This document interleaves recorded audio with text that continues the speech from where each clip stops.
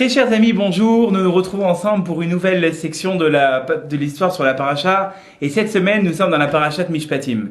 Vous savez que dans la parachat Mishpatim, il est ramené un verset, Midvar Sheker Tichak. C'est-à-dire que Akadosh Baruch Hu nous demande de nous éloigner de tout mensonge. Combien est-ce que c'est important de s'éloigner des mensonges, très chers amis? Car vous savez qu'on est tous amenés des fois par rapport à notre situation, par rapport aux personnes qu'on a en face de nous, d'essayer de dire un petit peu différent de la vérité, d'essayer de changer un petit peu la situation, que ce soit dans la parole, que ce soit dans les gestes, que ce soit dans la façon de parler. Combien est-ce que c'est important d'essayer de se retenir? Et nous allons voir de l'histoire que je vais vous raconter que des fois, il vaut mieux dire la vérité que essayer de mentir. L'histoire se passe, il y a de ça de nombreuses années, à l'époque du Machatzit HaShekel. Vous savez que le Machatzit HaShekel a été un commentateur très important qui a expliqué le Magen Avraham, qui lui-même était un très très grand commentateur sur le Shulchan Aruch.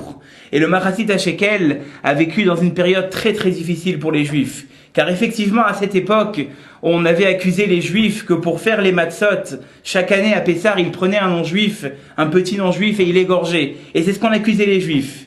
Et d'ailleurs, c'est à ce sujet que j'aimerais ouvrir une petite parenthèse.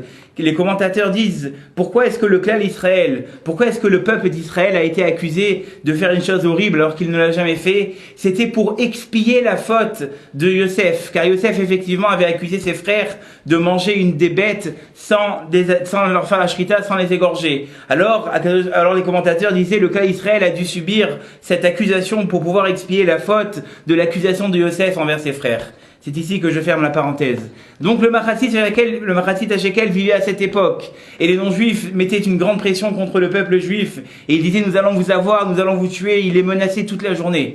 Et une fois le Machatzit HaShekel est parti voir le chef de sa contrée, il lui a dit, écoute, je sais que toi tu m'as toujours apprécié, j'aimerais que tu fasses intervenir ton armée pour qu'aucun juif ne soit blessé, pour qu'aucun juif ne soit atteint des personnes qui veulent les atteindre par rapport aux doutes qu'on a envers eux quant à la fabrication des matzot. Et voilà que le chef de cette contrée qui appréciait beaucoup le Machatzit HaShekel lui a dit, tu n'as pas à t'inquiéter, je te protégerai, toi et ta famille et ton peuple. Et voilà que quelques années passent, et encore une fois, une veille de Pessah arrive, et le drame se passe. À la veille de Pessah, on retrouve un corps d'un petit enfant qui a été assassiné avec un couteau dessus. Alors le Machatzit HaShekel court vers le chef de cette contrée et lui dit, il faut absolument que tu nous protèges. Voilà que encore hier, il y a eu une accusation contre les Juifs. Nous ne savons pas ce que nous allons faire. On risque d'être attaqués de tous les côtés. Il dit, ne t'inquiète pas. Mais par contre, je veux ouvrir une enquête. Et sache que le responsable de ce crime affreux, de ce crime horrible, sera puni. Et écoutez bien, très chers amis, la suite de cette histoire. Quelques jours passent. Et on se rend compte que ni plus ni moins, le couteau qui était sur le corps de la victime appartenait au Machatzit HaShekel. Et là, le chef, dans une colère énorme, se retourne vers le Machatzit HaShekel et lui dit, tu sais, attends que le jugement se termine et je te détruirai, toi et toute ta famille. Tu n'as pas honte, espèce d'assassin. Alors le Machatzit HaShekel, dans un calme pas possible, dit au chef de la contrée, il lui dit, le couteau m'appartient. Je ne nie pas que le couteau m'appartient et je viendrai à la justice, mais sache que c'est pas moi qui a fait ce crime horrible. Il lui dit, oui, je sais très bien, vous les Juifs, vous êtes tous des menteurs, tu verras ce qui t'arrivera. Et voilà que le jugement avance et on prend le meilleur avocat de la ville pour le Machatzit HaShekel. Tous les talmidim, tous les élèves du Machatzit HaShekel essayent de prendre le meilleur avocat. Et voilà que l'avocat rencontre le Machatzit HaShekel, il lui dit, tu sais, on peut essayer de s'arranger pour dire que le couteau ne t'appartenait pas, que tu l'as fait tomber, que tu l'as jeté à la poubelle, que tu l'as utilisé dans la rue et qu'après tu l'as laissé. Il lui dit, je ne m'en tirerai sur aucun point. Je resterai avec mon idée, ce couteau m'appartient, mais le crime n'a pas été fait par moi. Et voilà que l'avocat, un petit peu déçu et un petit peu sûr que ce qui allait se passer, c'était que le Machatzit HaShekel allait être condamné, Chas v'Shalom, à mort, amène le Machatzit HaShekel pour le jour du jugement au tribunal. Et voilà que le jugement commence et même le juge se retourne vers le Machatzit HaShekel et il essaye de lui dire, Rabbi, on peut très bien dire que le couteau, vous l'avez pas vu, qu'il n'était pas en votre possession ce jour-là de l'assassinat, et peut-être que le couteau vous a glissé, quelqu'un vous l'a pris. Et le Machatzit HaShekel, encore une fois, dans un calme effroyable, dit, non, monsieur le juge, ce couteau m'appartient, mais l'assassinat n'a pas été fait par moi. Et voilà que le juge, tout d'un coup, se lève et crie très fort, il dit, si cet homme a été pris jusqu'au moment où on allait l'accuser de mort, à dire que Béhémet, c'était pas lui qui avait fait cet assassinat, c'est que c'est sûr que ce n'est pas lui. Parce qu'il se trouve maintenant devant un juge et il sait qu'il peut être condamné à mort. C'est sûr que ce n'est pas lui qui a fait cet assassinat. Et voilà que quelques jours passent et le valet de chambre vient se présenter à l'endroit où se trouvaient tous ces juges, dans le tribunal, et il dit, vous savez, moi je suis sûr que le Machatzit HaShekel, c'est lui l'assassin, car effectivement, ça fait plusieurs années que je travaille chez lui à la maison, et je suis sûr que le couteau, ça lui appartient, et c'est lui qui a fait cet assassinat.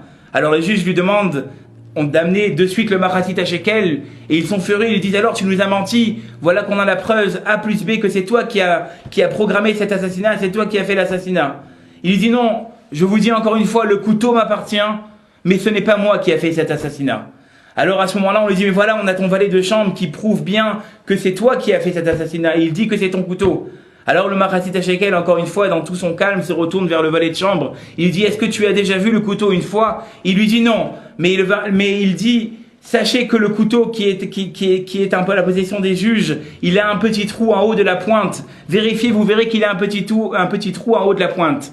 Alors le Machatzit HaShekel se retourne vers les juges et il leur dit, voyez, très chers amis, très chers juges, maintenant j'aimerais revenir de ce que j'ai témoigné devant vous. Il dit, ah bon, tu veux revenir? Tu sais que celui qui revient dans un tribunal, toute la faute sera remise sur lui. Il dit, écoutez-moi bien, je ne reviens pas du fait que ce couteau m'appartenait. Mais ce que je reviens à dire, c'est qu'en fait, le valet de chambre, c'est lui l'assassin. Car au début, souvenez-vous qu'il a dit qu'il n'avait pas vu le couteau du crime. Et pourtant, il témoigne que le couteau du crime a un trou au bout de sa pointe. Il s'est trahi tout seul.